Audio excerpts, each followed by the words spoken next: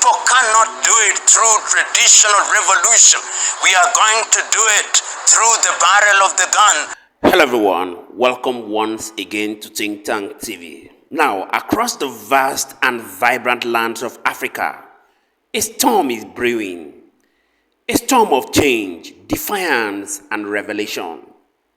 In Burkina Faso, Mali, and Niger, we all know that military generals seized power, toppling democratically elected presidents in moves that have sent shockwaves across the continent and beyond. But what lies beyond these dramatic shifts? PLO Lumumba, the reverend Pan-Africanist and outspoken advocate for justice, has unleashed an explosive revelation that seeks to explain these events. A narrative that resonates with millions of Africans who see these leaders not as villains but as heroes. For decades, the people of Africa have cried out against the oppressive chains of mismanagement and kleptocracy. Many leaders entrusted to starve instead connived with foreign powers, draining the lifeblood of nations in exchange for personal gain. The people, voiceless and forgotten, suffered under corrupt systems where the judiciary and legislature, institutions meant to protect democracy, were reduced to puppets of the executive arm. But now, the tide is turning.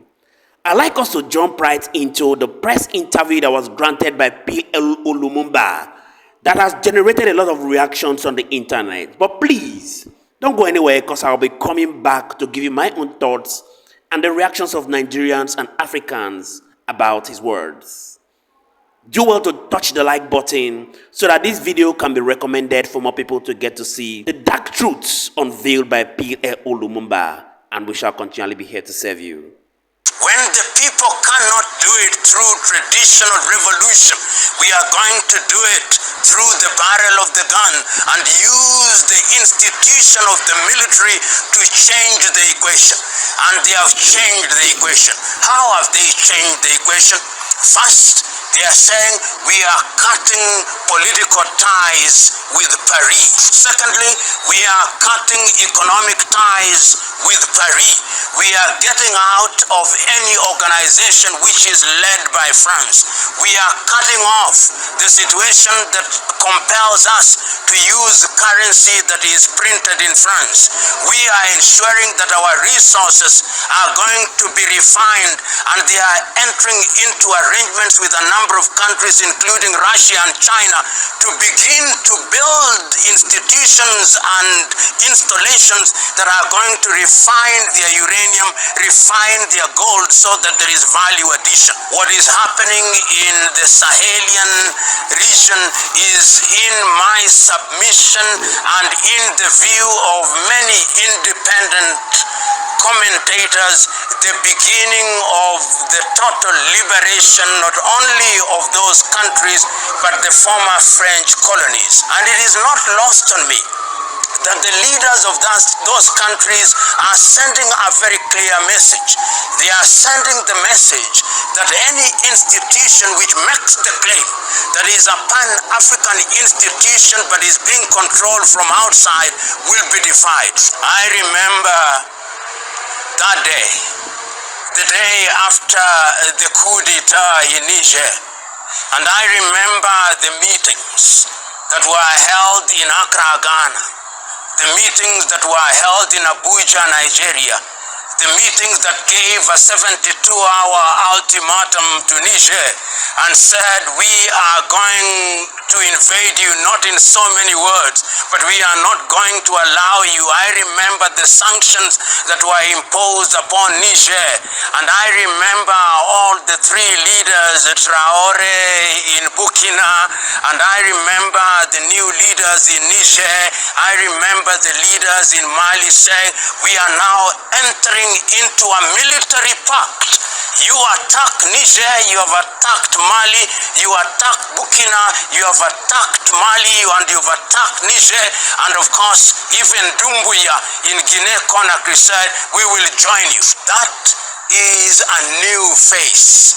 It is a face that was not contemplated, and the Sahelian revolution, because it is a revolution, is beginning to redefine how former French colonies are relating with France at the critical levels, including the area of trade, including control of their militaries, including control of their language. And it is not lost on me that in Mali, they have actually declared that French is no longer the national language. Bambara is now the national language. It is a clear statement that they are beginning to regain their independence, and they are doing it in a manner that was not anticipated and in a manner that was not contemplated. It begs the question, will the men in uniform continue to be in power until kingdom come? No. They have said in Burkina, they have said in Niger, they have said in Mali, they have said in Guinea-Conakry, we are midwives. We have come here for a short time to clean up the mess that has been with us. We have come here to clean up the mess that the French have always created. We have come here to ensure that the insurgency, which is sponsored by the French in Burkina Faso, which is sponsored by them in Mali, which is sponsored by them in Niger, which is sponsored by them in Guinea-Conakry, that this insurgency will eliminate it and will introduce a new system of governance which will allow the peoples of our country to participate in their governance without being controlled from Paris. Some they said, if Africa was a country, Professor Lumumba should be its president. If you agree, give a like. We have Vic Polo who said, I am proud to see Mali, Niger and Burkina Faso, Africa power. Another reaction came from Kemetic who said, speeches like this should be played in classes in schools all through Africa. This is the education that will ready the mind for our future success. Africa rise. Remarkable indeed. We have another reaction that came from Paddy Clement who said, Mali, Niger and Burkina Faso are the three most powerful countries in the world. They put joy in our hearts.